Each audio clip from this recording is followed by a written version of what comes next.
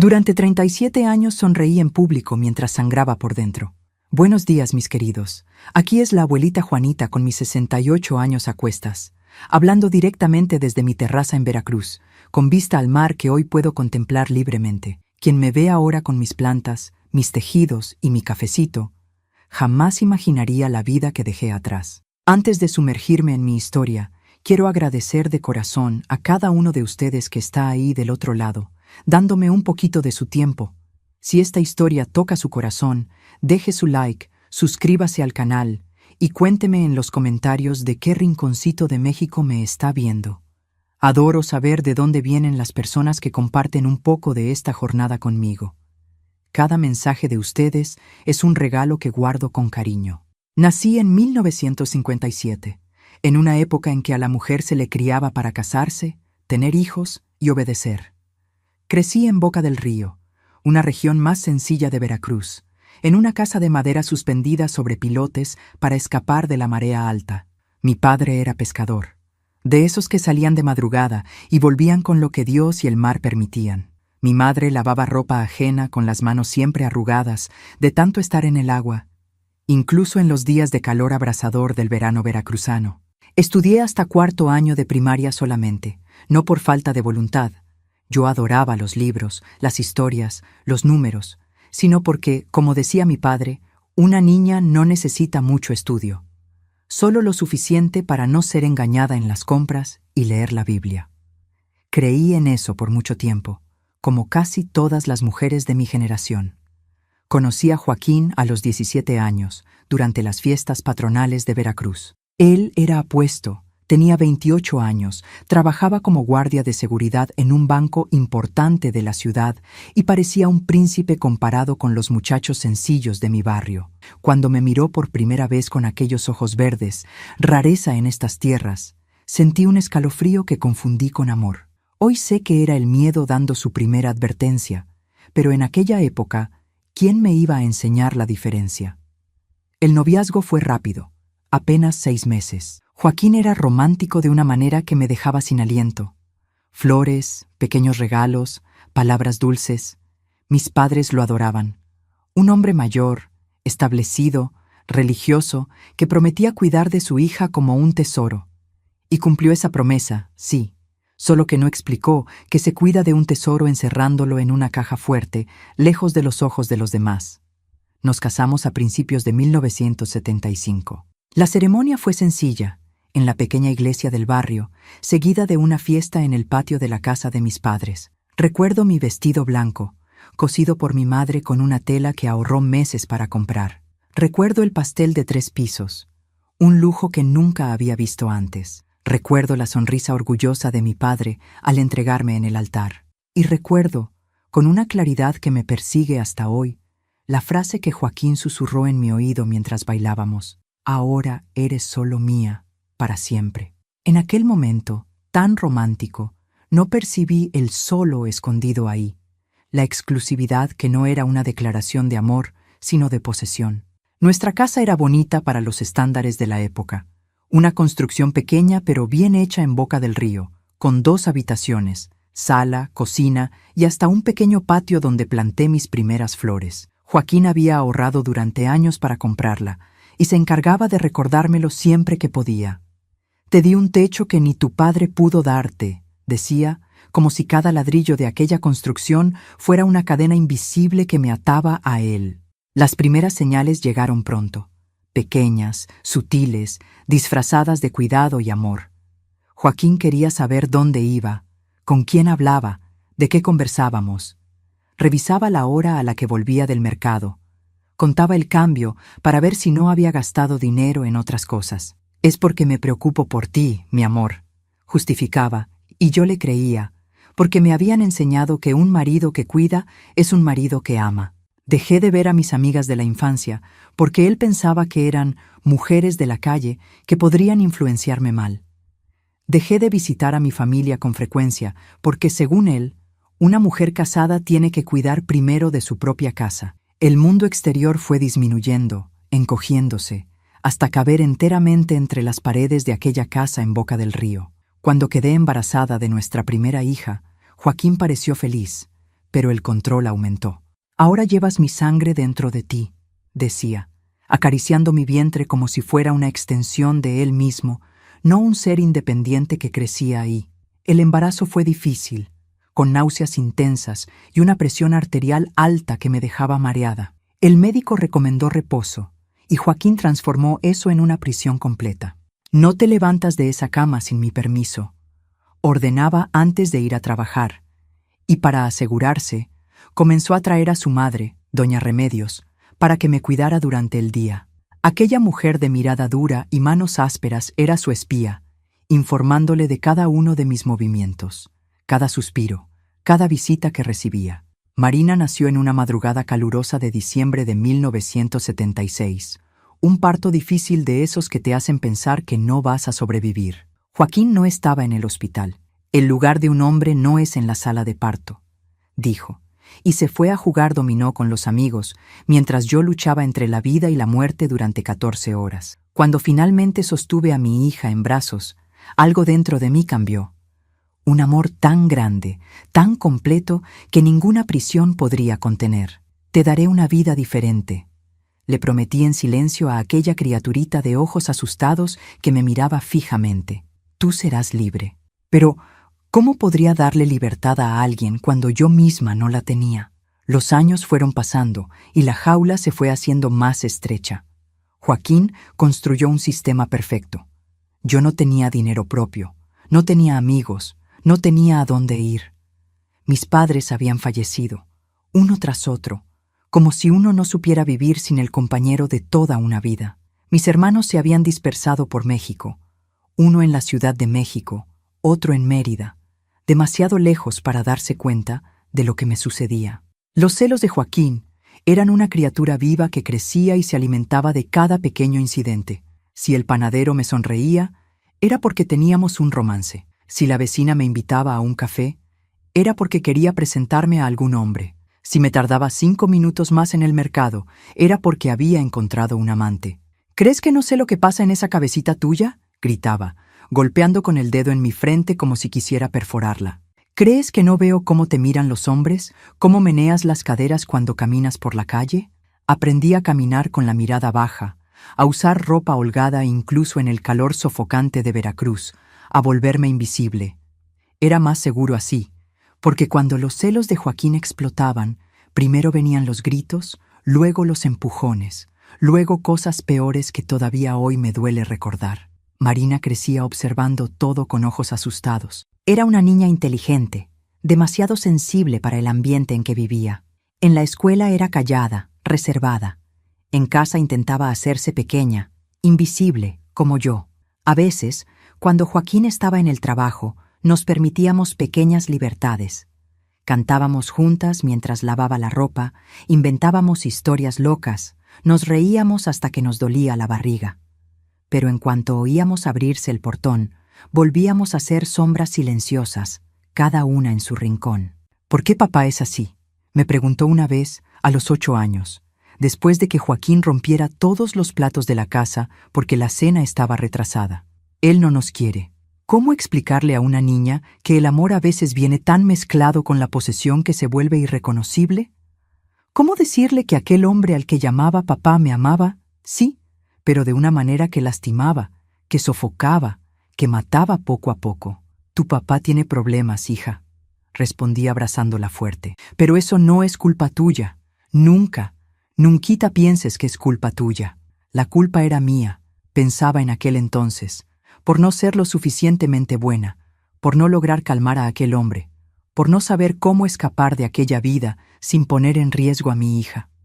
Los años 80 llegaron con sus colores vibrantes, sus músicas animadas, su promesa de libertad. México cambiaba. Las mujeres comenzaban a ocupar espacios antes prohibidos. La televisión mostraba un mundo que yo solo podía observar de lejos, a través de la pequeña pantalla de nuestra TV en blanco y negro, único lujo que Joaquín permitía porque le gustaba ver fútbol. Fue en esa televisión donde vi, fascinada, a mujeres hablando de derechos, de independencia, de elecciones. Algo despertó dentro de mí, una semilla pequeña pero tenaz de rebeldía que ni yo sabía que existía. Comencé a guardar monedas, algunas que sobraban del mercado, otras que encontraba en los bolsillos de la ropa de Joaquín al lavarla. Las escondía en un hoyo que cavé debajo del armario de la cocina, cubierto con un pedazo de madera y un tapete. Era poco, centavos por semana, pero era mío, mi pequeño tesoro, mi posibilidad de futuro. Conseguí un trabajo a escondidas. Lavaba ropa para la dueña de la tienda de abarrotes, quien me pagaba con alimentos que yo decía a Joaquín haber conseguido más baratos en el mercado. Pequeñas mentiras, pequeñas rebeldías que me mantenían cuerda. Marina, ya con 10 años, era mi cómplice silenciosa, ayudando a inventar excusas, a crear nuestro mundo secreto dentro de aquella prisión. «Un día saldremos de aquí, mamá», susurraba cuando estábamos solas, con una sabiduría que ninguna niña debería tener. «Un día usted será feliz de verdad». Yo sonreía, acariciaba sus cabellos, pero no creía realmente. La jaula se había vuelto tan familiar que la libertad me asustaba casi tanto como la prisión. Hasta que llegó aquel domingo de 1987, un día que comenzó como cualquier otro y terminó cambiándolo todo. El día en que, después de 12 años viviendo bajo la sombra del miedo, decidí que necesitaba sentir el sol en la cara, aunque fuera por unas horas. Hay un momento en la vida de toda persona aprisionada en que algo simplemente se rompe, como un elástico estirado más allá de su límite, como una presa que ya no soporta la presión del agua. Para mí, ese momento llegó un domingo de abril de 1987, con el aroma del café recién hecho y el sonido de las campanas de la iglesia a lo lejos. Me desperté antes que Joaquín aquella mañana. El sol entraba por las rendijas de la ventana, dibujando líneas doradas en el piso de madera gastada. Me quedé observando aquella luz un tiempo, pensando en cómo viajaba libremente, entrando en las casas sin pedir permiso, tocando todo lo que encontraba a su paso. ¿Qué libertad sería esa? Existir como la luz. Marina, con sus 11 años, todavía dormía en el cuarto de al lado. Joaquín roncaba pesadamente, resultado del tequila de la noche anterior. Los sábados eran siempre así. Él salía con los amigos, volvía tambaleándose de madrugada, se despertaba de mal humor. Era el único día en que tenía la certeza de que dormiría hasta tarde, el único día en que podía respirar sin sentir su mirada vigilándome. Preparé el café despacio, saboreando aquel silencio poco común. Fue entonces cuando escuché golpes suaves en la puerta trasera. Mi corazón se aceleró. Las visitas no programadas siempre eran motivo de problemas con Joaquín. Abrí apenas una rendija, lista para despedir a quien fuera. Era Zulema, mi vecina desde hacía más de 5 años, pero con quien apenas hablaba más allá de un apresurado «buenos días» cuando nos cruzábamos en el mercado. Una mujer fuerte, de esas veracruzanas que llevan el sol en la sonrisa, incluso cuando la vida es difícil. «Doña Juanita», susurró, percibiendo mi mirada asustada. «Solo vine a invitarla a tomar un té en mi casa esta tarde. Las vecinas de la calle se van a reunir. Cosa sencilla, solo para platicar un poco». Abrí la boca para rechazar automáticamente, como siempre hacía. «No puedo, mi marido». Las palabras salieron mecánicas, ensayadas durante años de aislamiento. Zulema sonrió, pero había tristeza en sus ojos. Su Joaquín ni se va a enterar. Él sale todos los domingos por la tarde para jugar dominó con los amigos en la cantina del Chico, ¿no es cierto? Usted viene un ratito, toma un té, platica con gente de su edad. ¿Hace cuánto que no hace eso? Tanto tiempo que ni siquiera recordaba cómo era la sensación de sentarse con otras mujeres, hablar de cosas simples, reír sin miedo, existir más allá de las paredes de aquella casa. «Voy a pensarlo», respondí, cerrando la puerta rápidamente cuando escuché un ruido proveniente de nuestro cuarto. El día siguió su rutina normal. Joaquín se despertó de mal humor, se quejó del café, criticó la ropa que Marina había separado para ir a misa. Después del almuerzo, como Zulema había previsto, se arregló para salir. «Voy a jugar dominó con los muchachos», anunció, como si me estuviera haciendo un favor al avisarme. «No me esperes para la cena y no salgas de esta casa». La última frase era siempre la misma, repetida como un mantra antes de cada salida. Una orden, una amenaza velada, un recordatorio de mi condición. Cuando la puerta se cerró y el sonido de sus pasos desapareció en la calle, algo extraño ocurrió dentro de mí. Una decisión silenciosa tomó forma, como una semilla que germina después de años dormida, esperando el momento adecuado. Marina, llamé a mi hija, que leía un libro de la escuela en su cuarto. Vamos a salir un ratito. Sus ojos se agrandaron, mezclando sorpresa y miedo. Pero papá dijo, solo un ratito. La interrumpí con una firmeza en la voz que ni yo reconocí. Vamos a la casa de doña Zulema, aquí al lado. Volveremos antes que tu papá. Me arreglé con cuidado, eligiendo un vestido sencillo pero que hacía años no usaba. Me peiné el cabello, me puse un labial clarito que tenía guardado en el fondo de un cajón. En el espejo, una mujer que apenas reconocía me devolvía la mirada. Todavía joven, con 30 años, pero con ojos cansados que parecían mucho más viejos. Marina me observaba en silencio, con una mezcla de admiración y preocupación en el rostro. «Se ve bonita, mamá». Sonreí, acomodando un mechón de su cabello. «Quédate aquí, hija. Si tu papá regresa, dile que fui a comprar medicina para el dolor de cabeza y que ya vuelvo».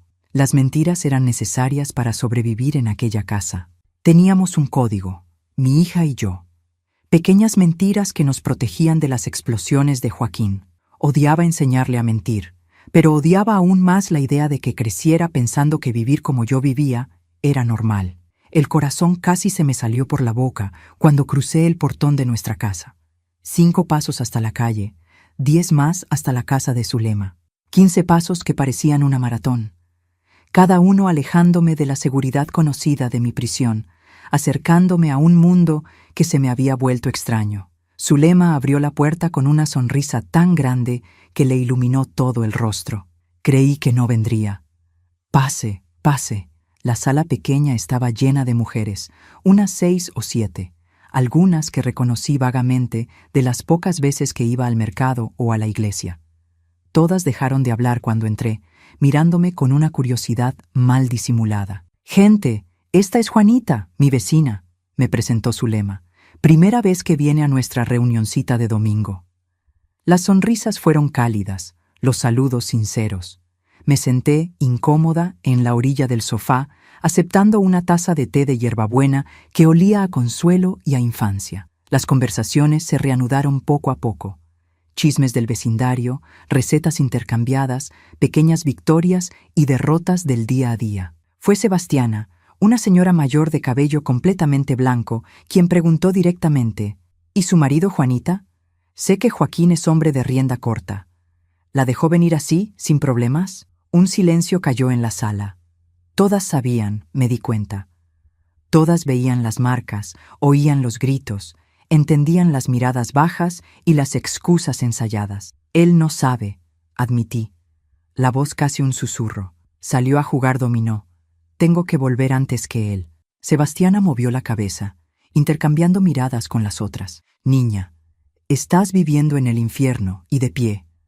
Eso es fuerza que ni tú sabes que tienes». Las lágrimas vinieron sin aviso, como una tormenta de verano que se desata sin nubes en el cielo. Años de dolor reprimido, de miedo constante, de soledad aplastante. Lloré como no lloraba desde niña, con sollozos que sacudían todo mi cuerpo, mientras aquellas mujeres, que de repente parecían hermanas, me rodeaban en un abrazo colectivo. «Perdón», murmuré cuando finalmente pude respirar. «No sé qué me pasó». «Te pasó que eres persona, hija», respondió Sebastiana, sosteniendo mis manos entre las suyas, callosas por toda una vida de trabajo duro. «Y las personas no nacieron para vivir enjauladas». Las historias comenzaron a fluir entonces. Cada una de aquellas mujeres tenía su propia versión de una jaula. Algunas habían escapado, otras aún vivían presas. Algunas habían encontrado pequeñas libertades dentro de sus propias limitaciones. Escuché sobre María, que huyó de su marido violento con 3 hijos pequeños y hoy tenía una pequeña fonda en el centro. Sobre Concepción, que a los 60 años finalmente aprendió a leer y escribir a escondidas de su marido, que pensaba que el estudio es cosa de mujeres desocupadas. Sobre Juana, que perdió a su hijo por las drogas, pero encontró fuerzas para seguir adelante y ahora coordinaba un grupo de apoyo para madres en la misma situación. Historias de dolor, sí, pero también de resistencia, de mujeres que, como plantas tenaces creciendo en las grietas del concreto, encontraban maneras de sobrevivir, de florecer incluso en los ambientes más hostiles. El tiempo pasó demasiado rápido. Cuando me di cuenta, el sol ya estaba bajo en el horizonte, pintando el cielo de Veracruz con tonos naranja y rojo. Dios mío, tengo que irme. Me levanté asustada, el pánico volviendo como una ola helada. Joaquín va a regresar pronto. Zulema tomó un papel y anotó algo rápidamente. Tome, guárdelo con usted. Es el teléfono de mi hermana que vive en el centro. Cualquier cosa, a cualquier hora, puede llamar. Guardé el papel en el sostén, el único lugar que Joaquín no revisaba. Abracé a cada una de aquellas mujeres con un cariño que no sabía que aún existía dentro de mí. Prometí volver el próximo domingo y corrí hacia casa, con el corazón en la garganta y la cabeza llena de ideas nuevas, peligrosas, liberadoras. Entré por la puerta trasera, aliviada al ver que la casa todavía estaba en silencio. Marina vino corriendo a mi encuentro en la cocina, los ojos muy abiertos. «Papá llamó desde la cantina», dijo con voz temblorosa. Dijo que estaba regresando más temprano porque el juego terminó. Le dije que usted había ido a comprar medicina. Mi sangre se heló. Rápidamente me quité el vestido, me lavé la cara quitando cualquier rastro de labial. Me até el cabello en el chongo apretado que Joaquín prefería. Abrí un paquete de polvo para agua fresca y esparcí un poco en la mesa, para dar la impresión de que acababa de llegar con las compras. No habían pasado ni 5 minutos cuando oí el portón abrirse con violencia. Joaquín entró como un huracán, los ojos ya enrojecidos por la bebida, el olor a tequila impregnado en la ropa. «¿Dónde está ella?», gritó al ver a Marina sola en la sala. Cuando me vio en la cocina, vino hacia mí con pasos pesados. «¿Dónde estabas?» «Fui a la farmacia a comprar un medicamento para el dolor de cabeza», respondí mostrando una caja de analgésicos que siempre mantenía escondida para emergencias como esta. Me sentía mal. Me agarró por el brazo con fuerza, jalándome hacia él. Sus ojos recorrieron mi rostro, buscando señales de mentira. «Estás diferente. Hay algo diferente en ti». El miedo era familiar, un viejo compañero que vivía en mi pecho desde hacía años. Pero ahora había algo nuevo mezclado con él. Una pequeña llama de rabia, de indignación, de conciencia de que merecía más que aquella vida. «No hay nada diferente», respondí, sosteniendo su mirada por primera vez en mucho tiempo. «Solo un dolor de cabeza». Fue suficiente. Aquel pequeño acto de rebeldía, de mirarlo a los ojos en vez de bajar la cabeza, fue como encender un cerillo cerca de gasolina. La bofetada vino fuerte, lanzándome contra el armario de la cocina. El sabor metálico de sangre llenó mi boca cuando me mordí el labio con el impacto. «¡Estás mintiendo!», rugió, agarrándome del cabello. «¿Crees que soy idiota? Huelo perfume desde que entré. ¿Con quién estabas?» «Con nadie», grité, el dolor agudo en el cuero cabelludo trayendo lágrimas a mis ojos. «Suéltame, Joaquín, me estás lastimando». Marina apareció en la puerta de la cocina, el rostro pálido de terror. «¡Papá, para!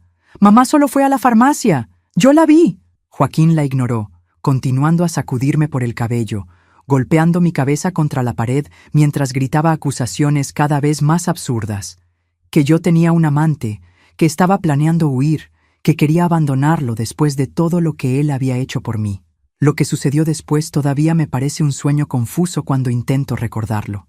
Marina, mi niña de 11 años, pequeña pero feroz en la defensa de su madre, agarró la tetera que estaba en la estufa y arrojó agua caliente en la espalda de Joaquín. No era agua hirviendo, gracias a Dios no había llegado a ese punto, pero estaba lo suficientemente caliente para causar dolor y sorpresa. Joaquín me soltó instantáneamente, volteándose hacia Marina con una expresión que nunca olvidaré. Puro odio, pura violencia. «Maldita escuincla», avanzó hacia ella con el puño levantado. Algo estalló dentro de mí en ese momento. Una fuerza que no sabía que existía. Un coraje nacido de la desesperación más profunda. Me interpuse entre ellos, protegiendo a mi hija con mi propio cuerpo. «¡A ella no!», grité, una fiera defendiendo a su cría. «En mí puedes pegar, en mí puedes descargar tus frustraciones. En ella no, Joaquín, en ella nunca». Él se detuvo, sorprendido por mi reacción. Nos miramos por un momento que pareció eterno. Yo, sangrando y despeinada pero de pie. Él, rojo de rabia y alcohol, con el puño todavía levantado. «Las dos han perdido el juicio», dijo finalmente, bajando el brazo. «Mañana hablamos, cuando regrese del trabajo. Quiero esta casa en orden y a ustedes dos con la cabeza en su lugar». Salió dando un portazo, probablemente de regreso a la cantina para más bebida y para calmar su rabia. Nos quedamos allí, Marina y yo, abrazadas en el suelo de la cocina, temblando como hojas al viento. «Mamá», susurró, tocando el corte en mi labio con dedos delicados. «Ya no podemos seguir aquí». Miré a mi hija, tan joven y ya tan sabia, tan pequeña y ya tan valiente, y supe que tenía razón. Lo que había sucedido hoy cruzaba todas las líneas. Si Joaquín era capaz de levantar la mano contra ella, ya no había límites. No había seguridad posible dentro de aquellas paredes. «No vamos a quedarnos», prometí, besando su frente y sintiendo crecer dentro de mí una determinación nueva. «Pero necesitamos un plan. Necesitamos ser astutas». Aquella noche, mientras Joaquín roncaba pesadamente en el cuarto, demasiado borracho para notar nuestra ausencia, Marina y yo nos sentamos en la cocina oscura, planeando nuestra huida en susurros urgentes. El dinero que había escondido durante años no era mucho, pero quizás suficiente para algunas semanas. El teléfono que Zulema me había dado, las pocas prendas de ropa que podríamos llevar, el mejor momento para salir sin ser vistas. Era un plan lleno de fallas, de incertidumbres, de riesgos. Pero por primera vez en muchos años sentí algo diferente del miedo constante que se había vuelto mi compañero diario. Sentí esperanza. Una esperanza frágil como el primer brote después de la sequía, pero viva y real. El día había comenzado como cualquier otro y terminaba con todo desmoronándose a mi alrededor. Mis ilusiones de seguridad, mi aceptación de aquella vida, mi sumisión al destino que otros habían elegido para mí. Entre los escombros, sin embargo, algo nuevo nacía, algo que aún no tenía nombre, pero que me mantendría despierta aquella noche entera, planeando, calculando, encontrando un valor que no sabía poseer. En medio de la destrucción, encontré el primer vislumbre de libertad, y como una prisionera que ve la puerta de la celda abierta por primera vez, ya no podía ignorar la posibilidad de escapar. La noche más larga de mi vida no fue aquella en que di a luz a Marina después de 14 horas de trabajo de parto, ni aquella en que velé a mi padre sintiendo que perdía a mi último protector en este mundo. Fue la noche que pasé despierta, sentada al borde de la cama, observando a Joaquín dormir, pensando en lo fácil que sería acabar con todo allí mismo. El peso del cuchillo de cocina en mi regazo era perturbador. Lo sostenía con firmeza, los nudillos blancos de tanta fuerza, imaginando cómo sería clavar aquella hoja en el pecho del hombre que había convertido mi vida en una pesadilla. Un movimiento rápido, un instante de valor, y todo habría terminado. ¿Sería considerada legítima defensa o pasaría el resto de mi vida en la cárcel, dejando a Marina sola en el mundo? No sé cuánto tiempo estuve allí, dividida entre la desesperación y el miedo. La respiración pesada de Joaquín, cargada de alcohol, llenaba el cuarto. Parecía tan inofensivo durmiendo. Difícil creer que aquellas mismas manos que descansaban sobre su pecho habían, horas antes, golpeado mi cabeza contra la pared de la cocina. La madrugada avanzaba lenta, los sonidos de la ciudad dormida filtrados por la ventana entreabierta. Un perro ladrando a lo lejos, el canto distante de un gallo confundiendo la noche con el amanecer. El zumbido ocasional de una moto pasando por la calle. El mundo seguía su curso, indiferente al drama que se desarrollaba entre aquellas 4 paredes. Cuando los primeros rayos de sol comenzaron a dorar el horizonte, guardé el cuchillo en el delantal y volví a la cocina. No sería así como resolvería mis problemas. No mancharía mis manos de sangre. No mataría frente a mi hija al padre que, a pesar de todo, ella todavía amaba de alguna forma retorcida y complicada. Necesitaba encontrar otro camino. Joaquín despertó malhumorado como siempre, la resaca agravando su temperamento ya difícil. Ni siquiera mencionó los acontecimientos de la noche anterior, como si hubieran sido borrados de su memoria junto con las últimas copas de tequila. O tal vez fuera simplemente su manera de mantener el control. Fingir que nada había sucedido, que no había cruzado una línea más, que no había casi golpeado a su propia hija.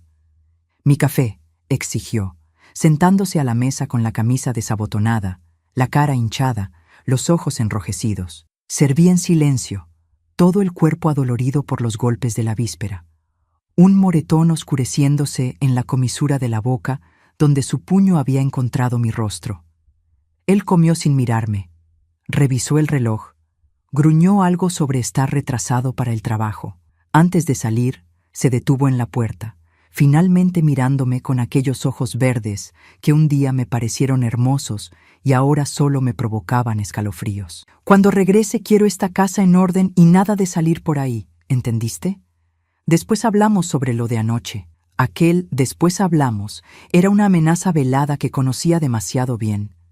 Significaba más gritos, tal vez más violencia, el castigo por atreverme a desafiarlo. En cuanto la puerta se cerró tras él, solté el aire que ni me había dado cuenta que estaba conteniendo. Tenía pocas horas para actuar. Marina apareció en la cocina, los ojos hinchados de quien apenas había dormido, una mirada determinada que nunca había visto antes en el rostro de mi niña. «Nos vamos hoy, ¿verdad, mamá?», asentí, incapaz de confiar en mi propia voz. El plan era simple, desesperadamente simple. Tomaríamos el dinero escondido, algunas ropas, los documentos importantes y saldríamos mientras Joaquín estaba en el trabajo. Iríamos a la terminal de autobuses, compraríamos boletos para el lugar más lejano que pudiéramos pagar, desapareceríamos de su vida para siempre. Pero los planes más simples suelen ser los primeros en desmoronarse. Mientras revisaba el escondite debajo del armario de la cocina, el pánico me golpeó como un puñetazo en el estómago. El dinero no estaba allí. Las monedas y billetes que había juntado cuidadosamente durante años, mi pequeño tesoro secreto, habían desaparecido. En su lugar, solo un espacio vacío y una nota garabateada con letra que reconocí inmediatamente. «¿Creíste que yo no sabía de tu secretito? Mujer mía no guarda dinero escondido». Caí de rodillas en el suelo de la cocina, un grito mudo atrapado en la garganta. Él lo sabía. Tal vez siempre lo supo. Me había dejado creer que tenía ese pequeño control, esa mínima independencia, solo para mostrarme en el momento crucial que hasta eso era una ilusión. Marina me encontró así, arrodillada ante el escondite vacío, la nota arrugada en la mano, lágrimas silenciosas corriendo por el rostro. «¿Qué pasó, mamá?», le mostré la nota, incapaz de elaborar. Ella leyó rápidamente, los ojos agrandándose en comprensión y horror. «¿Qué vamos a hacer ahora?», una pregunta tan simple y tan imposible de responder. Sin dinero, ¿a dónde iríamos? ¿Cómo sobreviviríamos? ¿Cómo protegería a mi hija no solo de Joaquín, sino del hambre, del frío, de la calle? Fue en ese momento de desesperación absoluta que recordé el papel que Zulema me había dado, el teléfono de su hermana en el centro, una línea tenue de esperanza, frágil como un hilo de telaraña, pero la única que quedaba. «Voy a llamar a la hermana de Zulema», decidí, levantándome con dificultad. «Vamos a pedir ayuda». El teléfono público más cercano quedaba a 2 cuadras de casa. Nunca había parecido tan lejos.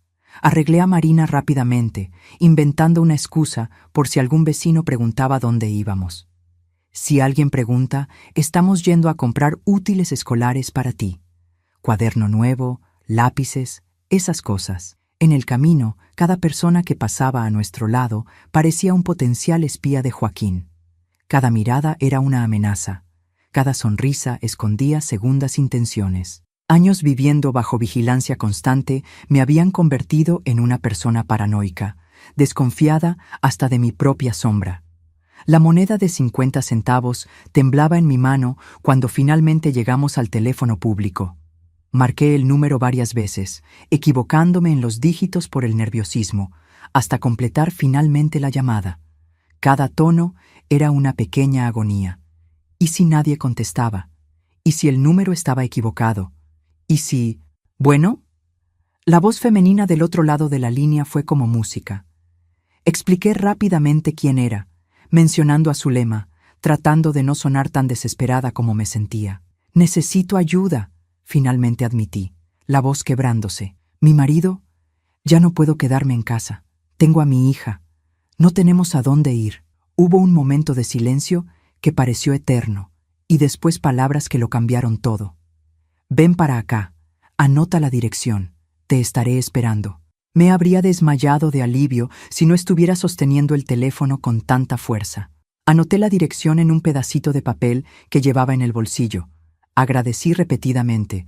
Colgué con manos temblorosas. ¿Y ahora, mamá?, Marina preguntó, sosteniendo mi mano con fuerza. ¿Cómo vamos a llegar allá sin dinero?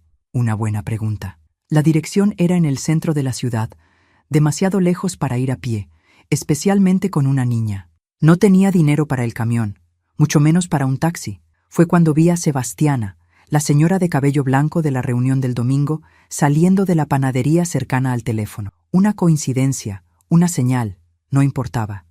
Era la única oportunidad que teníamos. «Doña Sebastiana», la llamé, haciendo señas discretamente. Ella se volvió, tardando un instante en reconocerme. Cuando lo hizo, su rostro se iluminó con una sonrisa que pronto desapareció al ver mi estado. El moretón en la cara, los ojos rojos, la expresión de desesperación mal contenida. «Niña, ¿qué te pasó?». Las palabras salieron en torrente, descontroladas, años de secretos y vergüenza finalmente, rompiendo la barrera del silencio. Le conté sobre la violencia de la noche anterior, sobre nuestra decisión de huir, sobre el dinero robado, sobre la llamada recién hecha. Sebastiana escuchó todo en silencio, los ojos oscuros llenándose de una mezcla de compasión y determinación. Cuando terminé, simplemente abrió la bolsa de tejido que llevaba, sacó algunos billetes arrugados y me los entregó. No es mucho, pero alcanza para el camión hasta el centro y para comer algo en el camino. Ve, niña, ve y no mires atrás. Intenté rechazar.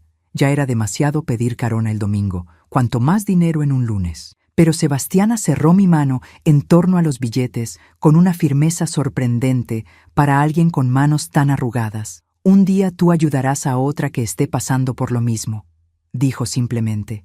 Así es como sobrevivimos en este mundo.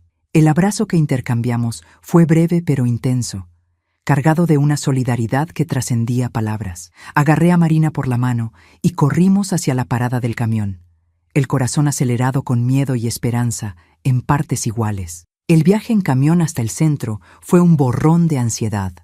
Cada parada parecía durar una eternidad. Cada nuevo pasajero que subía podría ser alguien enviado por Joaquín para seguirnos. El conductor nos miró con curiosidad cuando subimos, yo con el rostro marcado por la violencia, Marina agarrada a mi mano como si su vida dependiera de ello. Lo que pensó, nunca lo sabré. Tal vez había visto muchas como nosotras a lo largo de los años, huyendo de hogares que ya no eran seguros. La dirección que la hermana de Zulema había proporcionado era de una casa sencilla en la parte vieja del centro de Veracruz, en una de esas calles estrechas de piedra que guardan la historia de la ciudad colonial. Nos detuvimos frente al número indicado, vacilantes, reuniendo valor para tocar a la puerta. Fue Marina quien finalmente dio el paso adelante, tocando 3 veces con los nudillos en la madera desgastada.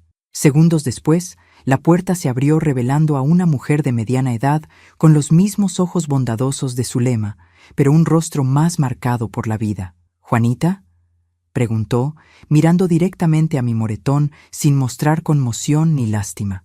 Cuando asentí, simplemente abrió más la puerta. «Pasen, están seguras ahora».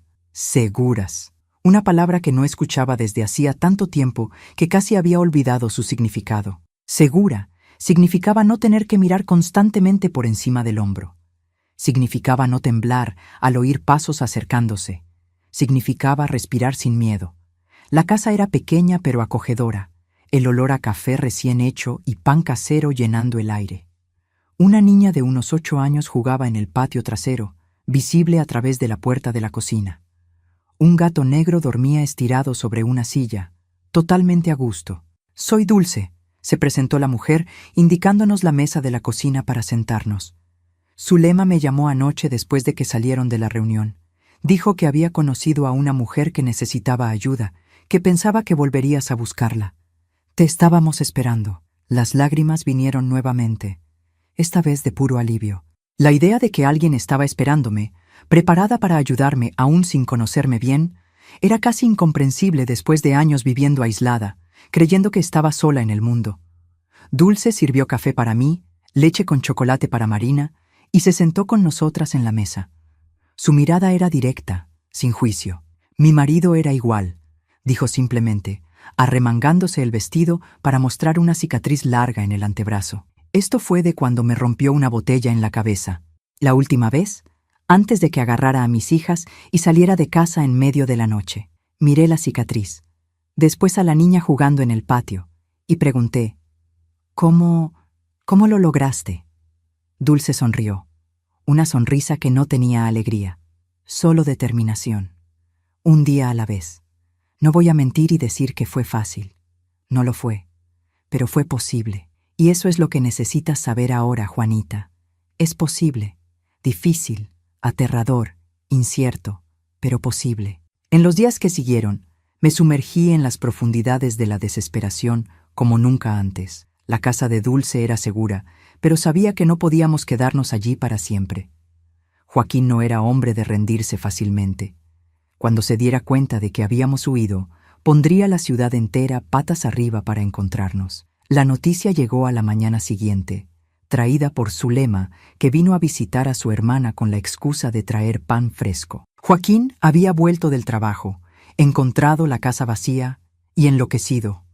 Rompió muebles, gritó a los vecinos, amenazó a quien se atreviera a habernos ayudado.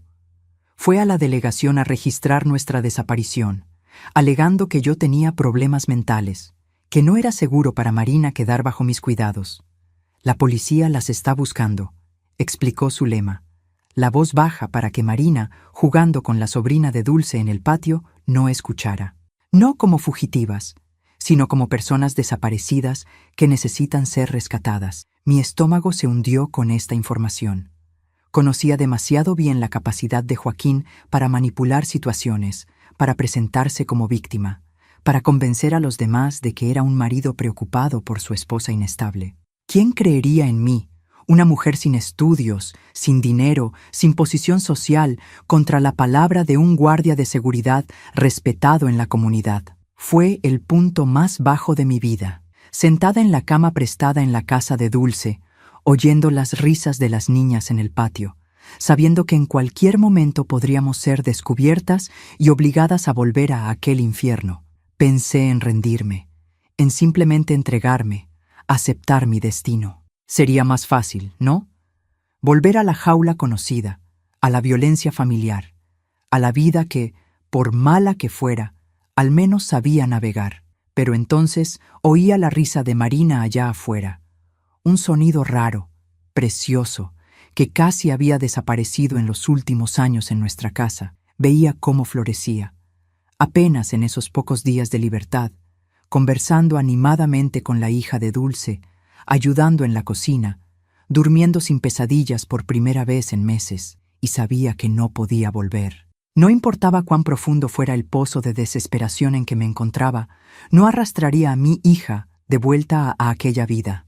Ella merecía más. Las dos merecíamos más. Fue en aquel momento, en el fondo del pozo, que encontré el valor que me sostendría durante los próximos días, semanas, meses, un valor nacido no de la esperanza, sino de la absoluta falta de alternativas, el valor de los desesperados, de los que no tienen nada más que perder. Necesitamos irnos, le dije a Dulce aquella noche, después de acostar a Marina. Lejos de Veracruz, a un lugar donde él no pueda encontrarnos. Dulce asintió, como si ya esperara esto. Tengo una prima en Ciudad de México. Puede recibirlas por un tiempo, hasta que consigas establecerte. No es ideal, pero es lo bastante lejos. Ciudad de México, otro estado, otra vida. La idea era aterradora y liberadora al mismo tiempo. Lejos de todo lo que conocía, pero también lejos de Joaquín. Un recomienzo completo. ¿Cómo llegaremos allá?, pregunté, la pregunta práctica escondiendo el torbellino de emociones que la idea provocaba. Dulce sonrió, una sonrisa conspiradora que iluminó su rostro cansado. Tengo un plan. No es perfecto, pero puede funcionar. Y así, en las profundidades de mi desesperación, una pequeña luz comenzó a brillar. Tenue, vacilante, amenazada por vientos de todos lados. Pero aún así, una luz. La posibilidad de escapar, de libertad, de una vida que todavía no conseguía imaginar completamente, pero que sabía sería mejor que la que había dejado atrás. Aquella noche, por primera vez desde que huimos, dormí sin soñar con Joaquín. En vez de eso, soñé con el Zócalo de Ciudad de México, que nunca había visto, con un cielo abierto sin rejas ni límites, con un futuro incierto pero mío, completamente mío. Hay momentos en la vida que funcionan como puertas. Una vez que pasamos por ellas, no hay cómo volver atrás. La decisión de huir a Ciudad de México fue una de esas puertas. Del otro lado aguardaba un mundo desconocido, aterrador en su vastedad de posibilidades, pero infinitamente mejor que la prisión que dejaba atrás. El plan de Dulce era simple en teoría, complicado en la ejecución. Ella tenía un conocido que trabajaba con transporte de mercancías entre Veracruz y Ciudad de México. No exactamente un camionero regular, sino uno de esos hombres que viven en los márgenes de la legalidad, llevando y trayendo productos sin muchas preguntas. Por una cantidad que ella juntó entre amigas, él accedió a llevarnos junto con la carga. No va a ser cómodo, Dulce explicó, mientras preparábamos las pocas cosas que llevaríamos. Pero nadie las buscará en un camión de mercancías, y él conoce rutas alternativas que evitan los principales puestos de fiscalización. La idea de viajar escondida en un camión con Marina me provocaba escalofríos, pero la alternativa, ser encontrada por Joaquín, era peor. Acepté el plan con la resignación de quien no tiene mejores opciones. La salida fue marcada para la madrugada del jueves, 3 días después de nuestra huida. Días que pasé en constante estado de alerta, saltando a cada ruido en la calle, imaginando a Joaquín o a la policía tocando a la puerta en cualquier momento. Dulce mantenía las ventanas cerradas, las cortinas corridas, no nos permitía salir ni siquiera al patio durante el día. Él está rondando el barrio, informó Zulema en una de sus visitas furtivas. Mostró su foto a los comerciantes, ofreció recompensa a quien dé información. Está diciendo a todos que tuviste un colapso nervioso, que no estás en condiciones de cuidar a la niña. La rabia que sentí al oír esto fue como fuego en las venas, una sensación casi olvidada después de años de miedo constante. La rabia era un lujo que no podía permitirme en la casa de Joaquín, donde cualquier emoción fuerte podía desencadenar violencia. Ahora, lejos de él, dejé que la rabia fluyera, alimentando la determinación de escapar para siempre. En la noche anterior al viaje, después de acostar a Marina con promesas de una aventura emocionante por la mañana, me senté con Dulce en la pequeña cocina de la casa. El silencio entre nosotras era cómodo, el tipo de silencio que solo existe entre mujeres que comparten experiencias demasiado profundas para ser expresadas en palabras. ¿Tienes miedo?, finalmente preguntó, sirviendo un café fuerte que bebíamos sin azúcar. Los lujos eran escasos en aquellos días. Más de lo que puedo decir, admití, mirando el líquido oscuro en la taza. No de Joaquín, ya no. Tengo miedo de fallar, de no conseguir cuidar a Marina sola, de acabar en la calle o, peor, de ser obligadas a volver. Dulce cubrió mi mano con la suya, los callos en nuestros dedos encontrándose como viejos conocidos. El miedo no desaparece, dijo con la sabiduría de quien ya había recorrido aquel camino. Solo cambia de forma. Pero con el tiempo, aprendes a transformarlo en combustible en vez de dejarlo ser un obstáculo. Sus palabras resonaron en mi mente el resto de la noche, mientras arreglaba y volvía a arreglar la pequeña bolsa con nuestras ropas, los documentos cuidadosamente escondidos en un bolsillo interno, los pocos recuerdos que conseguí traer en la huida apresurada, una foto de Marina bebé, el pequeño crucifijo que había sido de mi madre, un listón para el cabello que mi hija adoraba. A las 3 de la mañana, el ruido discreto de un motor en la calle anunció la llegada de nuestro transporte. Desperté a Marina con cuidado. La ayudé a vestirse en la oscuridad, susurrando palabras de aliento que esperaba sonaran más confiadas de lo que me sentía. Vamos a una aventura, hija, a una ciudad nueva donde hay muchas cosas por ver y podremos comenzar todo de nuevo. Sus ojos soñolientos se agrandaron en la oscuridad, mezclando la emoción infantil con un entendimiento que iba más allá de sus años. Papá no nos encontrará allá, ¿verdad? No, prometí, intentando creer en eso con todas mis fuerzas. Allá seremos solo nosotras dos. El camión era viejo, con la pintura descascarada y un fuerte olor a diésel. El conductor, un hombre de mediana edad llamado Toño, apenas nos miró cuando Dulce nos presentó. Cuanto menos supiera sobre nosotras, menos tendría que contar si alguien le preguntaba. Atrás hay un espacio entre las cajas, indicó, abriendo la lona que cubría la carga. No es mucho, pero les alcanza para acomodarse. Hay una cobija y un garrafón de agua. No hagan ruido en las paradas, no salgan hasta que yo avise que es seguro. Abracé a Dulce con fuerza, las palabras de gratitud atoradas en la garganta. Ella simplemente asintió, entendiendo lo que no podía decir. Después ayudó a Marina a subir a la carga. Luego me extendió la mano para que yo hiciera lo mismo.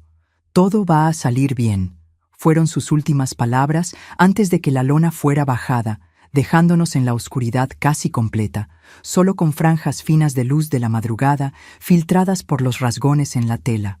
El espacio entre las cajas era apretado, apenas alcanzaba para que las dos nos sentáramos. Abracé a Marina contra mí, sintiendo su pequeño cuerpo temblar levemente de frío o miedo, no sabía decir.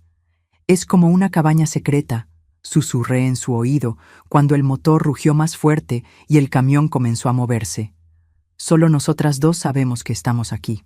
Ella asintió contra mi pecho, agarrándose a mi blusa como hacía cuando era muy pequeña. Por un momento, la enormidad de lo que estábamos haciendo me golpeó como una ola, dejando todo atrás, viajando clandestinas en un camión incómodo hacia una ciudad donde no conocíamos a nadie, sin dinero, sin planes concretos, solo la vaga promesa de un nuevo comienzo. El miedo intentó tragarme en aquel espacio oscuro y confinado, pero entonces recordé las palabras de Dulce. Transformar el miedo en combustible. Respiré hondo.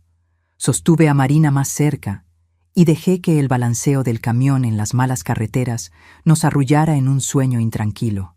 El viaje a Ciudad de México tomó casi 2 días. 2 días de calor sofocante bajo la lona, de sed constante racionando el garrafón de agua, de músculos doloridos por la imposibilidad de estirar las piernas completamente, de sobresaltos cada vez que el camión se detenía en alguna gasolinera o control policial.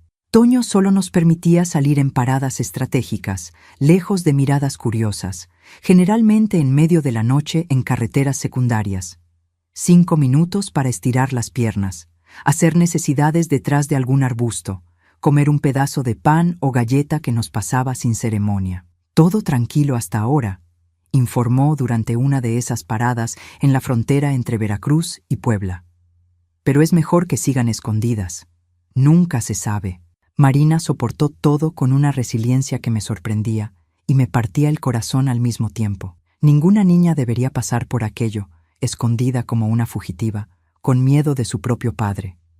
Pero ella no se quejaba, no lloraba, solo apretaba mi mano en los momentos de mayor tensión y sonreía valientemente cuando intentaba distraerla con historias susurradas o juegos silenciosos. Finalmente, en la madrugada del segundo día, sentí que el camión reducía la velocidad, daba varias vueltas y se detenía por completo. La lona fue levantada, dejando entrar el aire fresco de la noche y el olor inconfundible a humo y ciudad. Ciudad de México, anunció Toño, ayudándonos a bajar de la carga con piernas entumecidas y cuerpos adoloridos. Aquí es lo más lejos que puedo llevarlas. Estábamos en una especie de depósito en las afueras de la ciudad, lejos de las áreas más concurridas. El conductor nos indicó una calle cercana donde podríamos tomar un camión hacia la dirección de la prima de Dulce.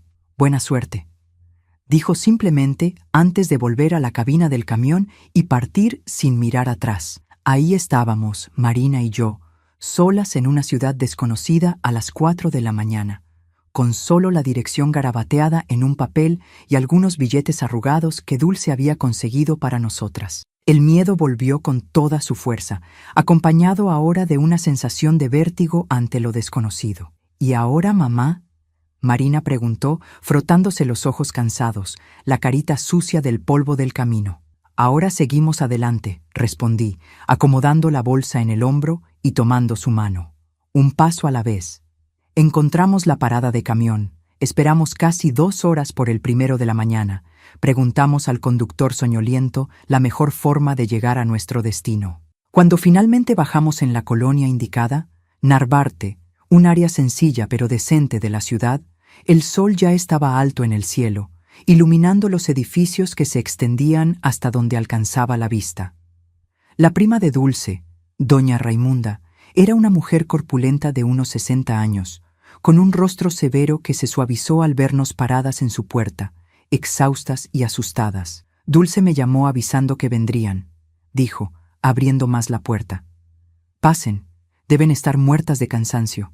La casa era pequeña pero limpia, con el olor reconfortante a café y el ruido de una televisión encendida al fondo.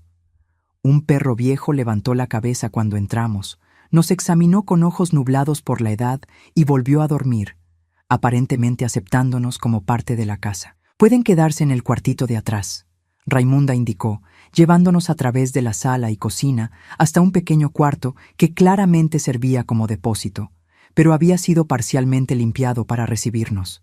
No es mucho, pero les sirve para descansar mientras deciden qué hacer. El colchón en el suelo, cubierto con sábanas limpias, parecía el más lujoso de los hoteles después de 2 noches en la carga del camión. Marina se durmió tan pronto como se acostó, el cansancio finalmente venciendo la adrenalina que la había mantenido alerta durante el viaje. Me quedé despierta un poco más, observando el techo descascarado, escuchando los sonidos desconocidos de esta nueva ciudad, el ladrido distante de perros, el ruido de niños jugando en la calle, la radio del vecino tocando música norteña. Estábamos a más de 400 kilómetros de Veracruz, de Joaquín, de la vida que conocíamos. La distancia parecía al mismo tiempo inmensa e insuficiente. Me va a encontrar, pensé, el miedo todavía presente como una sombra terca. Él siempre dice que si me escapo, me va a encontrar aunque sea en el fin del mundo. Pero entonces, mirando a Marina durmiendo pacíficamente a mi lado, algo cambió dentro de mí, un clic casi audible, como una llave girando en una cerradura. No, él no nos encontraría, porque yo no lo permitiría, porque la mujer que huyó de Veracruz ya no era la misma que vivió años aceptando abusos, creyendo que no había escapatoria. El miedo todavía estaba ahí, pero ahora había algo más fuerte creciendo a su lado, una determinación feroz de proteger a mi hija, de construir una vida nueva, de nunca más ser víctima. El miedo se estaba transformando en coraje. Los primeros meses en Ciudad de México fueron duros. No voy a mentir. Raimunda era generosa a su manera rústica, dándonos refugio y comida, pero dejó claro desde el principio que no podríamos quedarnos indefinidamente. Tengo mi propia vida, mis propios problemas, explicó sin rodeos. Pueden quedarse hasta que encuentren algo, pero necesitan arreglárselas pronto. Comencé a buscar trabajo inmediatamente. Sin estudios, sin referencias, con miedo de usar mis documentos verdaderos y ser rastreada por Joaquín, las opciones eran limitadas. Acepté lo primero que apareció. Limpieza en casas de familia, algunas horas por semana, pago al momento, sin preguntas. El trabajo era agotador. Las manos pronto se pusieron ásperas por los productos químicos. La espalda dolía constantemente. Pero cada moneda que juntaba, cada billete arrugado que escondía en un agujero en el colchón, algunos hábitos nunca cambian, representaba un paso más lejos de la dependencia, un ladrillo en la construcción de nuestra nueva vida. Marina comenzó a asistir a la escuela local. Al principio estaba reticente, con miedo de hacer amigos, de apegarse a un lugar que tal vez tendríamos que dejar a toda prisa. Pero pronto, la curiosidad natural de la infancia superó el trauma y empezó a traer a casa historias de compañeros, de maestros, de un mundo que giraba sin la sombra constante del miedo.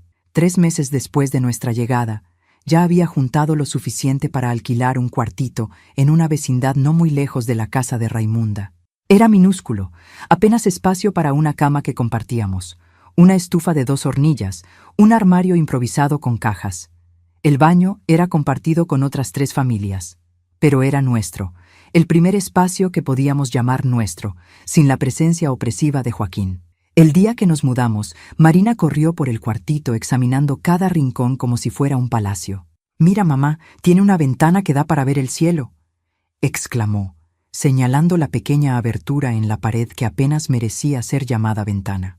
Me senté en el borde de la cama, nuestro único mueble de verdad, comprado de segunda mano, y lloré. No de tristeza, no de miedo, sino de una emoción que no podía nombrar. Alivio, tal vez, o el comienzo vacilante de algo que se parecía a la felicidad. Fue en aquel cuartito donde realmente comenzamos a reconstruirnos, a crear rutinas que no eran dictadas por el humor de Joaquín, a hacer planes que no necesitaban ser escondidos, a soñar con un futuro que parecía cada vez más posible. Pero el miedo no desaparece de un día para otro, no después de años viviendo bajo su dominio. Todavía saltaba a cada golpe en la puerta, todavía miraba por encima del hombro en las calles, todavía me despertaba en medio de la noche con el corazón acelerado, imaginando a Joaquín parado junto a la cama. Fue Marina quien me ayudó a transformar ese miedo residual en fuerza. Su capacidad de adaptación, su alegría redescubierta, su entusiasmo con cada pequeña conquista, un libro nuevo prestado de la escuela, una amiga invitándola a jugar, un elogio de la maestra, me recordaban diariamente por qué había arriesgado todo. «Usted es la persona más valiente que conozco, mamá», me dijo una noche, mientras cenábamos un frijol con arroz simple, sentadas en la cama que servía también de sofá y mesa. Más valiente que la mujer maravillosa. Me reí de la comparación infantil, pero sus palabras tocaron algo profundo. ¿Sería realmente valiente? Nunca había pensado en mí misma en esos términos. Había hecho lo que necesitaba hacer, lo que cualquier madre haría para proteger a su hija. Pero tal vez esa fuera la verdadera definición de valor, no la ausencia de miedo, sino la decisión de actuar a pesar de él. El año 1988 trajo cambios para México y para nosotras. En el país, las promesas de un nuevo gobierno incluían mayor atención a los derechos de las mujeres. Para mí y Marina, vino la primera sensación real de seguridad. Conseguí un trabajo mejor en una pequeña posada cerca del centro, limpiando habitaciones, ayudando en la cocina, eventualmente aprendiendo a recibir huéspedes. El sueldo todavía era pequeño, pero regular, con prestaciones. Usaba un nombre diferente, claro. Todavía no confiaba en que Joaquín hubiera desistido de encontrarnos. La dueña de la posada, doña Celestina, una española que vino a México siendo joven y se quedó, se convirtió no solo en mi jefa, sino en mi mentora. Veía mi potencial más allá de las tareas simples que me asignaba inicialmente. Me enseñaba palabras en inglés para ayudar a los turistas extranjeros, me animaba a aprender las operaciones del negocio. «Tienes buena cabeza», decía en su acento característico. «Solo te faltó oportunidad en la vida». Con el nuevo empleo conseguimos mudarnos a un apartamento pequeño pero decente, con 2 recámaras minúsculas. Por primera vez desde la huida, Marina tenía su propio espacio. Compré muebles poco a poco, piezas sencillas de segunda mano que restauraba en las horas libres, pintando, lijando, transformando lo que otros descartaban en tesoros para nosotras. Fue en ese período que el miedo finalmente comenzó a perder fuerza. No desapareció completamente. Incluso hoy, tantos años después, a veces me despierto sobresaltada por una pesadilla donde Joaquín me encuentra, pero dejó de ser la fuerza dominante en mi vida. En su lugar, crecía algo nuevo, confianza en mis capacidades, en mis decisiones, en el futuro que construía día a día con mis propias manos. Más de un año había pasado desde nuestra huida cuando recibí una llamada telefónica que me heló la sangre. Era Dulce, llamando desde un teléfono público en Veracruz, la voz tensa y apresurada. «Él descubrió a dónde fueron», dijo sin preámbulos. «Alguien del camión habló, o tal vez alguien me vio preparando el viaje. Está yendo para Ciudad de México».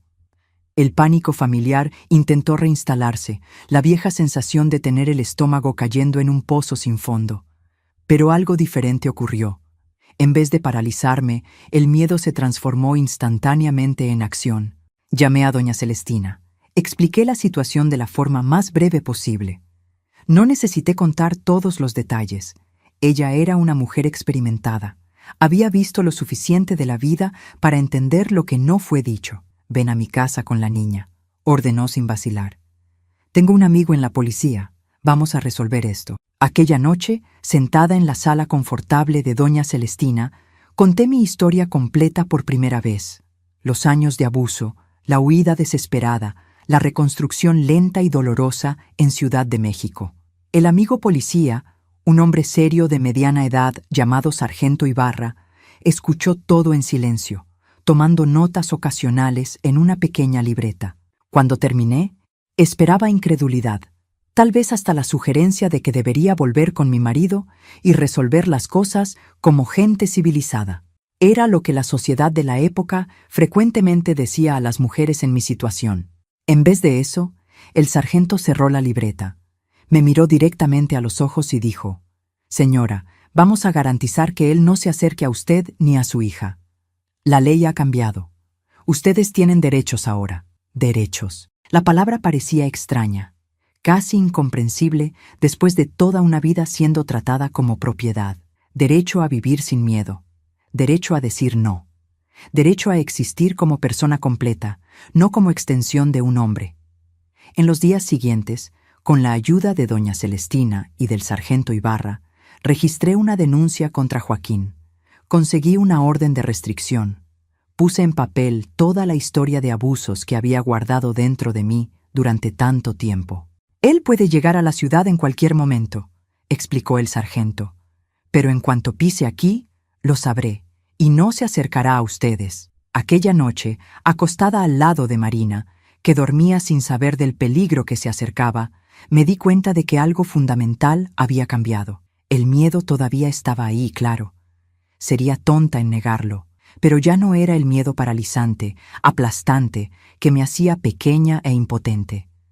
Era un miedo que conocía bien, que miraba a los ojos y decía: «No hoy, no esta vez, nunca más». El miedo se había transformado completamente en coraje. Dicen que la verdadera medida de una persona no está en nunca caer, sino en cuántas veces consigue levantarse. Si eso es verdad, entonces creo que me convertí en una especialista en levantarme, cada vez más fuerte, cada vez más determinada, cada vez más yo misma. Joaquín llegó a Ciudad de México un martes de sol abrasador, típico de aquella ciudad en los meses de primavera. Lo supe porque el sargento Ibarra me telefoneó en la posada, la voz calma pero firme. «Él está aquí, pero no se preocupe, lo estamos vigilando». Confieso que temblé al colgar el teléfono. Saber que él respiraba el mismo aire, caminaba por las mismas calles, estaba a apenas algunos kilómetros de distancia, era como sentir la sombra de una pesadilla que se negaba a desaparecer completamente. Pero ya no era la misma mujer asustada que había huido escondida en un camión. Ahora tenía documentos oficiales protegiéndome, autoridades de mi lado, una red de apoyo, doña Celestina, el sargento, vecinos y colegas que, aun sin conocer toda mi historia, habían percibido lo suficiente para convertirse en protectores silenciosos míos y de Marina. El primer intento de Joaquín de acercarse fue 3 días después de su llegada. Apareció en la escuela de Marina, presentándose como el padre que buscaba a la hija secuestrada por la madre desequilibrada. Por suerte, yo había conversado con la directora semanas antes, cuando los primeros rumores de la búsqueda de Joaquín llegaron a mis oídos. Ella no solo negó conocer a cualquier niña con el nombre y descripción proporcionados, sino que discretamente llamó a la policía mientras un empleado lo mantenía distraído en la entrada. Cuando el sargento Ibarra llegó, Joaquín ya se había ido, probablemente desconfiado de la demora, pero fue suficiente para confirmar que no desistiría fácilmente. «Necesitamos ser más cautelosos», me dijo el sargento aquella noche, sentados en la pequeña sala de nuestro apartamento mientras Marina dormía en su cuarto. «Parece determinado. Durante 2 semanas viví en un estado constante de alerta. Cambiamos las rutinas, diferentes caminos hacia la escuela, horarios alterados en el trabajo, siempre acompañadas por alguien en las idas y venidas. Marina percibió que algo estaba mal, claro. Los niños sienten el miedo de los adultos, como los animales sienten la aproximación de la tormenta. «¿Es papá, verdad?», preguntó una noche mientras preparábamos juntas un guisado simple para la cena. Nos encontró. No vi sentido en mentir. Ella tenía edad suficiente para entender. Había vivido lo suficiente para tener derecho a la verdad. «Sí, hija, pero estamos protegidas ahora. Tenemos gente ayudándonos». Sus ojos, tan parecidos a los míos, me estudiaron con una intensidad que ninguna niña debería tener. No voy a dejar que te lastime de nuevo, dijo con una convicción feroz que me partió el corazón y lo llenó de orgullo al mismo tiempo. Nunca más. La confrontación que tanto temía ocurrió una mañana de sábado, casi 3 semanas después de la llegada de Joaquín a Ciudad de México. Yo estaba en el mercado del barrio comprando frutas y verduras para la semana. Marina a mi lado cargando la bolsa de papas que acabábamos de adquirir. Un momento cotidiano, común, que de repente se congeló cuando oí aquella voz, la voz que poblaba mis pesadillas. Finalmente te encontré, Juanita. Me volteé lentamente, el corazón acelerado, pero las manos firmes empujando a Marina detrás de mí en un gesto instintivo de protección. Ahí estaba él, a pocos metros de distancia, más delgado de lo que recordaba, con ojeras profundas y una barba que nunca le había visto antes. Joaquín siempre había sido obsesivo con la apariencia, pero los ojos verdes eran los mismos, aquellos ojos que un día me parecieron hermosos y después se volvieron la ventana a un infierno privado. ¿Qué quieres?, pregunté, sorprendida con la firmeza de mi propia voz. «¿Qué pregunta tan estúpida?», se rió, un sonido sin humor. «Quiero a mi familia de vuelta, quiero a mi hija, quiero a mi mujer». «Tu familia, tu hija, tu mujer». Siempre los pronombres posesivos, siempre el lenguaje de la propiedad. «No somos tuyas», respondí, sintiendo a Marina agarrar mi blusa detrás de mí. «Nunca más». El rostro de él se contorsionó en una expresión que conocía demasiado bien. Aquella transformación aterradora del hombre, aparentemente normal, al monstruo que vivía bajo la piel. Por un instante de puro terror, pensé que avanzaría contra nosotras allí mismo, en medio del mercado lleno. Pero entonces me di cuenta de algo. Las personas a nuestro alrededor habían dejado lo que estaban haciendo. Vendedores, clientes, todos observando la escena con expresiones que iban de la curiosidad a la preocupación.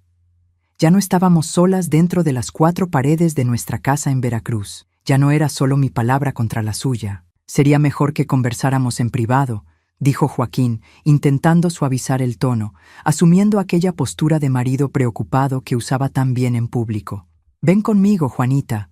Vamos a resolver esto como adultos». «No hay nada que resolver», respondí, dando un paso atrás, todavía protegiendo a Marina. «Se acabó, Joaquín. Tenemos una orden de restricción contra ti. No puedes acercarte a nosotras».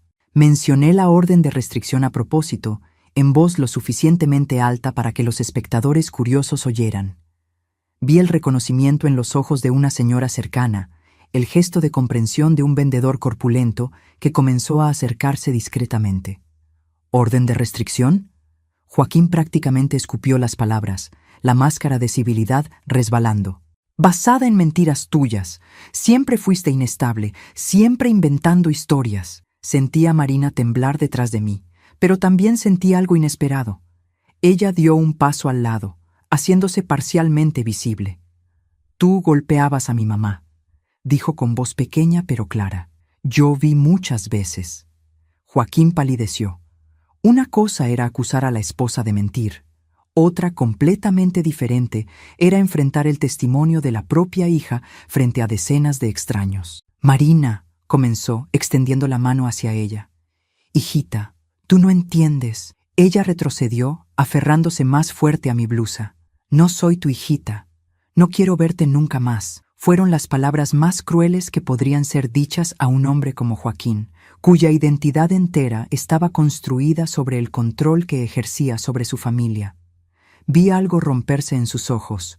No arrepentimiento, no amor herido, sino rabia pura, aquella rabia familiar que precedía sus peores momentos de violencia.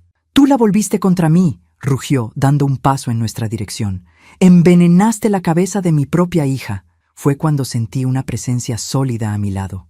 El vendedor corpulento que vendía pescado en el puesto vecino al de frutas. «¿Algún problema aquí, doña Juanita?», preguntó, los brazos cruzados sobre el pecho ancho, los ojos fijos en Joaquín. No era el único. Percibí que otras personas se habían acercado, formando una especie de barrera humana entre nosotras y Joaquín. Personas que me conocían de los meses haciendo compras allí, que veían a Marina crecer, que intercambiaban sonrisas y conversaciones casuales conmigo, personas que tal vez no supieran mi historia completa, pero reconocían el miedo en los ojos de una mujer, la postura amenazadora de un hombre a punto de volverse violento. Este hombre no puede acercarse a nosotras, expliqué, la voz más firme ahora. Tiene una orden judicial. Alguien murmuró que la policía ya había sido llamada. Otra persona comentó que conocía al delegado del barrio. Una tercera ofreció llevarnos a su casa hasta que todo se resolviera. Vi la comprensión lenta en los ojos de Joaquín. Él ya no estaba en Veracruz, donde las personas bajaban los ojos ante la violencia doméstica, donde los vecinos fingían no oír gritos a través de paredes delgadas, donde, en pleito de marido y mujer, nadie debe meterse, era ley no escrita. Estaba en un lugar donde era simplemente un hombre violento más, sin el respeto que su empleo y posición le garantizaban, sin el miedo que inspiraba en quienes lo conocían. Cuando la patrulla de policía llegó minutos después, Joaquín ya había retrocedido, no sin antes lanzar una última mirada que prometía que aquello no terminaría ahí. Pero por primera vez no temblé ante aquella amenaza silenciosa. Tenía algo que nunca había tenido antes. Una comunidad a mi alrededor, personas dispuestas a testificar, a intervenir, a importarles. Joaquín fue llevado para dar declaraciones. La orden de restricción fue reforzada. Nuevas medidas de protección fueron implementadas. Él todavía intentó algunas veces más contactarnos. Cartas amenazadoras enviadas a la posada, un intento frustrado de abordarme a la salida del trabajo, llamadas telefónicas en medio de la noche. Pero cada intento encontraba una barrera más sólida que la anterior. La policía, alertada por el sargento Ibarra, lo detuvo por violar la orden de restricción. Doña Celestina contrató un guardia para la posada. Los vecinos comenzaron a acompañarnos en las idas y venidas, y yo dejaba de ser la víctima asustada que él había conocido para volverme la mujer determinada que estaba aprendiendo a ser. La última noticia que tuve de Joaquín fue aproximadamente 6 meses después de ese enfrentamiento en el mercado.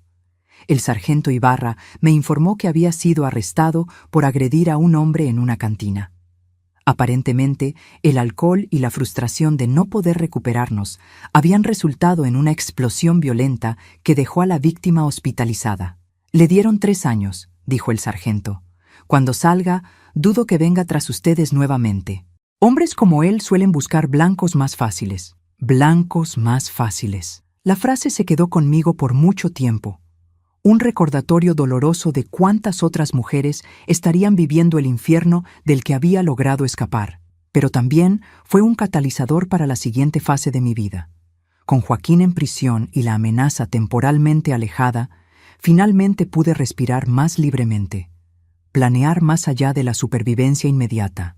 Marina se estaba adaptando bien a la escuela, había hecho amigos, estaba lentamente dejando atrás los traumas de los años en Veracruz. Yo progresaba en el trabajo en la posada, ahora no solo limpiando habitaciones, sino ayudando en la recepción, aprendiendo el funcionamiento del negocio, incluso practicando algunas palabras de inglés con los turistas extranjeros que comenzaban a descubrir Ciudad de México. Fue doña Celestina quien primero plantó la semilla que cambiaría mi vida una vez más. «Juanita, tienes facilidad con la gente», comentó un día después de observarme calmar a una pareja de huéspedes mayores que estaba frustrada con un problema en la tubería de la habitación. Sabes escuchar, sabes entender lo que necesitan aunque no consigan explicarlo bien. Agradecí el elogio sin entender a dónde quería llegar. ¿Sabías que hay un curso para terminar los estudios aquí cerca, por la noche, para adultos que no completaron la educación básica? Creo que deberías considerarlo. Parecía absurdo a primera vista. Yo, a los 33 años, volviendo a la escuela, con un trabajo de tiempo completo, una hija que criar, tantas otras responsabilidades. Pero una vez plantada, la idea se negó a morir.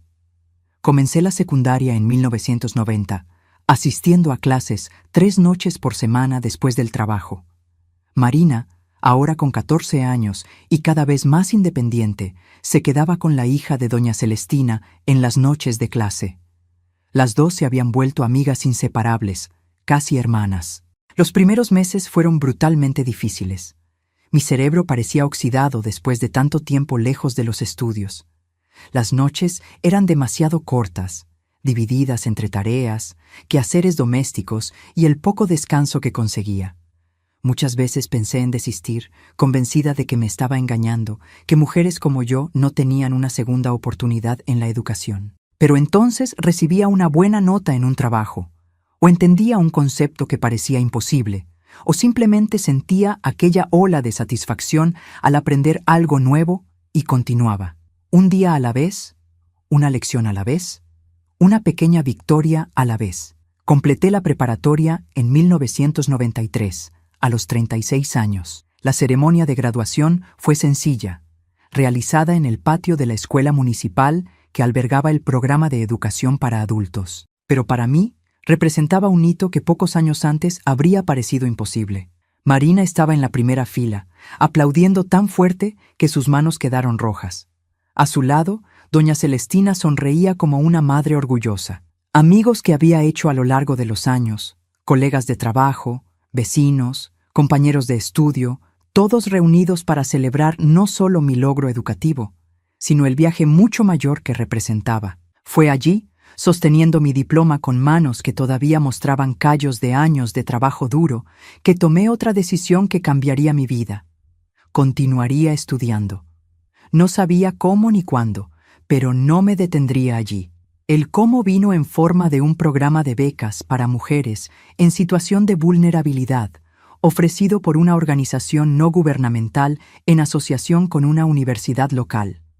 Doña Celestina vio el anuncio en el periódico, lo recortó y prácticamente me obligó a inscribirme. Lo peor que puede pasar es que digan que no, argumentó cuando intenté explicar que mujeres como yo no iban a la universidad. ¿Y qué? Ya has enfrentado cosas mucho peores que un rechazo. Tenía razón, por supuesto. Después de huir de un marido abusivo, reconstruir una vida desde cero en una ciudad extraña, criar a una hija sola mientras trabajaba y estudiaba, un simple no ya no parecía tan aterrador. Para mi sorpresa, la respuesta fue sí. En 1994, a los 37 años, inicié un curso de trabajo social, elegido no solo por ser una de las pocas opciones disponibles en el programa de becas, sino porque algo en aquella profesión resonaba profundamente conmigo. La idea de ayudar a personas a encontrar caminos para salir de situaciones que parecían imposibles. Los 4 años siguientes fueron una montaña rusa de desafíos y descubrimientos. Trabajaba en la posada durante el día, estudiaba por la noche, aprovechaba cada minuto libre para lecturas y trabajos.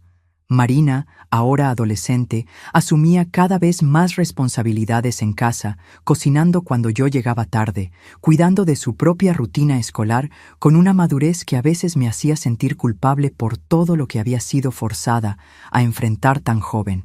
«No te preocupes tanto, mamá», me dijo una noche cuando me encontró llorando de agotamiento sobre un trabajo que parecía imposible de terminar a tiempo.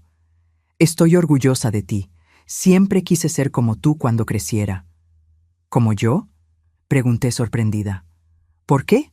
«Porque nunca te rindes», respondió simplemente. «No importa lo difícil que sea, siempre encuentras un camino».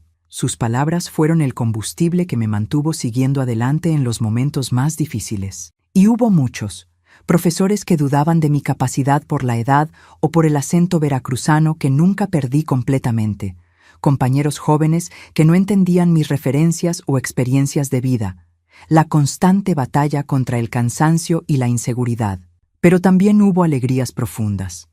El descubrimiento de que mi experiencia de vida era valiosa en discusiones sobre políticas sociales, amistades con personas que nunca habría conocido en mi vida anterior, el placer puro de aprender, de expandir horizontes, de entender mejor el mundo a mi alrededor, y principalmente la sensación creciente de propósito. Cada curso sobre violencia doméstica, cada conferencia sobre derechos de las mujeres, cada práctica en centros de apoyo a víctimas me hacía pensar, es para esto que sobreviví, para ayudar a otras a sobrevivir también. Me gradué en trabajo social en 1998, a los 41 años. Marina, entonces con 22, estaba comenzando su propia jornada universitaria en pedagogía, la primera generación de nuestra familia en tener acceso a la educación superior desde el inicio, sin los desvíos y obstáculos que enfrenté. El día de mi graduación, mientras esperaba en la fila para recibir el diploma, miré hacia el público y vi no solo a Marina y doña Celestina, sino a una pequeña multitud de rostros conocidos, mujeres que había conocido durante las prácticas, que tenían historias parecidas a la mía, colegas de la posada que habían cubierto mis turnos cuando necesitaba estudiar para exámenes importantes, vecinos que habían cuidado de Marina en emergencias, el sargento Ibarra, ahora ascendido a teniente, que continuaba siendo un amigo y protector, incluso años después de que la amenaza de Joaquín hubiera desaparecido en el horizonte. Fue cuando me di cuenta de que había construido mucho más que una nueva vida en Ciudad de México. Había construido una comunidad, una red de apoyo mutuo, un lugar donde pertenecía verdaderamente, no por miedo u obligación, sino por elección y conexión genuina. Mi carrera profesional comenzó en el mismo centro de apoyo, donde había hecho la práctica en el último año de la universidad. Una organización no gubernamental que ofrecía refugio temporal, asistencia jurídica y psicológica a mujeres en situación de violencia doméstica. El sueldo era mínimo, las condiciones de trabajo lejos de lo ideal, los desafíos diarios a veces abrumadores. Pero cada mujer que conseguía ayudar a salir de una relación abusiva, cada niño que veíamos florecer lejos del ambiente de violencia, cada pequeña victoria contra un sistema que todavía favorecía a los agresores, todo valía la pena. Con el tiempo, fui asumiendo más responsabilidades, desarrollando programas específicos basados en mi propia experiencia. Uno de los más exitosos fue un curso de capacitación profesional para mujeres que, como yo, años antes, necesitaban reconstruir la vida desde cero, sin educación formal, sin experiencia de trabajo reconocida, muchas veces sin documentos o referencias. Si yo pude, tú también puedes. Decía a cada nuevo grupo de mujeres de ojos asustados y cuerpos marcados por cicatrices visibles e invisibles. No será fácil, no será rápido, pero es posible. Los años fueron pasando, cada uno trayendo nuevas conquistas, nuevos desafíos, nuevas alegrías y tristezas, como es la vida de cualquier persona. Marina se graduó, comenzó a trabajar como maestra, se enamoró de un colega de profesión, un joven amable y respetuoso que era lo opuesto a todo lo que Joaquín representaba. Cuando me contó que iban a casarse, mi corazón se llenó de una alegría que no sabía que era posible sentir. ¿Estás segura, hija?, pregunté, no porque dudara del amor de ellos, sino porque conocía los peligros escondidos tras puertas cerradas. Estoy segura, mamá, respondió, sosteniendo mis manos. ¿Y sabes por qué? Porque tú me enseñaste a reconocer el amor verdadero, a nunca confundir amor con control, cariño con posesión. Tú me enseñaste que merezco respeto, que tengo valor por mí misma, no como propiedad de alguien. Sus palabras fueron la mayor recompensa que podría imaginar por todos los sacrificios, todas las noches sin dormir, todos los momentos de duda y miedo. Mi hija sería diferente. Tendría opciones que no tuve, libertades que me fueron negadas, oportunidades que solo pude soñar. La boda de ellos fue sencilla pero alegre, realizada en el Parque Chapultepec al atardecer. Mientras observaba a Marina bailando con su esposo, riendo de algo que él susurró en su oído, sentí una paz profunda instalándose dentro de mí. El ciclo había sido roto. La herencia de violencia que amenazaba pasar de una generación a otra había sido interrumpida. Los años continuaron pasando. Me convertí en abuela, primero de Lupita, una niñita con los mismos ojos determinados de su madre, después de Felipe, un niño gentil que adoraba los libros como su abuela. Vi mi trabajo en el centro de apoyo expandirse, recibir reconocimiento, inspirar iniciativas similares en otras ciudades. Continué estudiando, haciendo cursos de especialización, participando en conferencias donde, para mi sorpresa, era invitada como ponente, no solo como oyente. En 2010, a los 53 años, recibí una invitación que nunca habría imaginado posible: asumir la coordinación general del centro donde trabajaba hacía más de una década. La responsabilidad era enorme, los desafíos aún mayores. pero acepté sin vacilación. Cada día en aquella posición era una oportunidad de moldear políticas, influir en decisiones, abrir puertas para otras mujeres que, como yo, necesitaban apenas una oportunidad para mostrar su fuerza. Hoy, mirando hacia atrás, a mis 68 años, desde la terraza de esta casa sencilla pero confortable en Veracruz, sí, volví a la ciudad donde todo comenzó, pero esta vez por elección, no por miedo. Veo una vida que tomó rumbos que jamás podría haber previsto en aquellos días oscuros bajo el control de Joaquín. Me jubilé oficialmente hace 5 años, pero continúo activa como consultora, conferencista y mentora informal para mujeres más jóvenes que siguen el camino que ayudé a abrir. Marina y su familia viven cerca. Mis nietos ya son adolescentes, creciendo en un mundo que, aunque todavía lejos de ser perfecto para las mujeres, ofrece protecciones y posibilidades que no existían en mi juventud. En cuanto a Joaquín, supe por casualidad, a través de una antigua conocida de Veracruz que encontré en una visita a la ciudad años atrás, que murió en 2005, solo, en un cuarto de pensión barata, el hígado destruido por el alcohol que siempre fue su compañero más fiel. No sentí alegría con la noticia, ni tristeza, apenas una extraña sensación de cierre, como cerrar un libro cuya historia ya no nos interesa. Si hay una lección que quisiera dejarles a ustedes que me están viendo, es esta. Nunca es demasiado tarde para recomenzar. Nunca se está completamente rota hasta el punto de no poder ser reconstruida. Nunca el miedo es tan grande que no pueda ser transformado en coraje. Somos como aquellas flores tercas que encuentran grietas en el concreto para crecer. El mundo puede intentar aplastarnos, enterrarnos, cubrirnos de oscuridad, pero si hay una mínima rendija de luz, un pequeño espacio para que las raíces se afirmen, floreceremos. Contra todas las probabilidades, a pesar de todos los obstáculos, floreceremos. Y ahora, mis queridos, antes de despedirme, quería pedirles un favorcito especial. Si esta historia tocó su corazón de alguna forma, dejen su like y suscríbanse al canal. Cada suscripción es un incentivo para que otras abuelitas como yo compartan sus experiencias, sus dolores y sus victorias. Gracias por escucharme hasta aquí. Que Dios bendiga el camino de cada uno de ustedes y que nunca les falte valor para transformar dolor en fuerza, miedo en acción y cicatrices en sabiduría.